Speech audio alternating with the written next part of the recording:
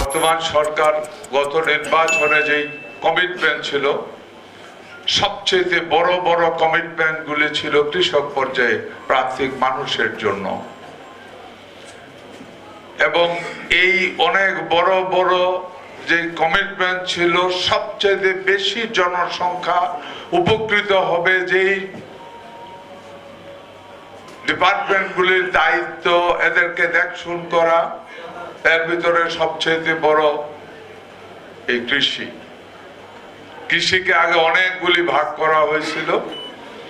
এই যে আপনারা যেটা বললেন, ভাই আপনার কৃষির ফসল উৎপাদন হয়, উনি বলল যে এখানে ফুডের, উনি বলল যে আমিও জানি, আমি একবার ওই দিক দিয়ে বর্ষাকালীন ওইদিকে যাচ্ছি, তাকাই আমার মনে হইলো এখানে একটা গোডাউন আছিল, আমি ভাবছি এটা পুকুর বোধহয় এখন মাছ চাষ করে। অ্যাকচুয়ালি অবস্থা কুমোর পানি, কয়েকজনে দেখলাম জালও মারতে আছে, বোধহয় কারণ পুকুরের মাছ বাইরে চান্স নিতেছে।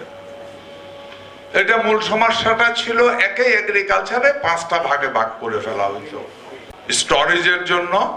এবার ফুড ডিপার্টমেন্ট এগ্রিকালচার এবার স্টোরেজকে খুঁজে বেড়াচ্ছে, যার জন্য সবগুলি ডিপার্টমেন্টকে এগ্রিকালচার রিলেটেড যা আছে সবগুলিকে এক করা হয়েছে। এটা আমাদের লেটেস্ট থিম। এই থিম মাননীয় প্রধানমন্ত্রীর কাছ থেকে, কারণ গত কালকে আমাদের এক মিটিং আমরা বুঝলাম এই জিনিসগুলি, আরো অনেক কিছু ডেভেলপ করা হয়েছে।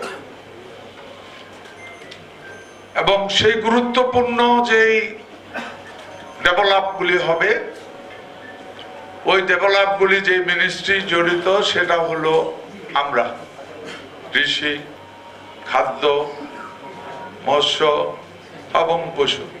এই সরকারের প্রয়োজন আপনাদের সহযোগিতা।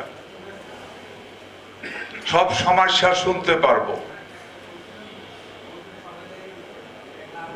প্রবলেম সলভ করার জন্য প্রসিডও হতে পারবো,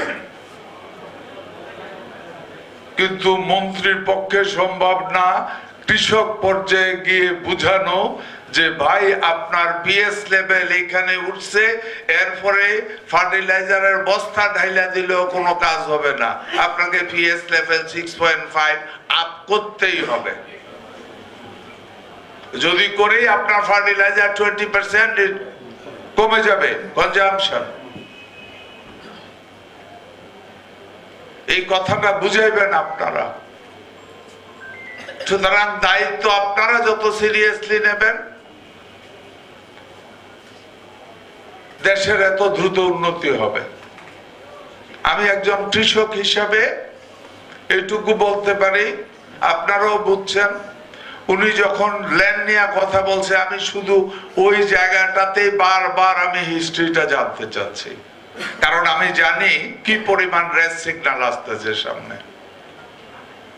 প্রোডাক্টিভিটি ইচ্ছে করলেও বাড়ানো যাবে না। কিছু কিছু ক্রপ ঠিক আছে, কিছু কিছু ক্রপের জন্য, আবার কিছু ক্রপের জন্য মোটেই ঠিক নেই। জনগণ বিশ্বাস করে এই সরকার আগামী দিনে দেশ এবং জাতির কল্যাণে কাজ করবে। বিশেষ করে খেটে খাওয়া মানুষ, কৃষকদের অনেক উপকারে আসবে। কৃষি ডেভেলপমেন্টে এই সরকার অনেক বেশি ভূমিকা রাখবে। এদেশের 70% মানুষ কৃষির সাথে জড়িত। কৃষির যদি উন্নতি হয়, এদেশের 70% মানুষের মেরুদণ্ড শক্ত হবে।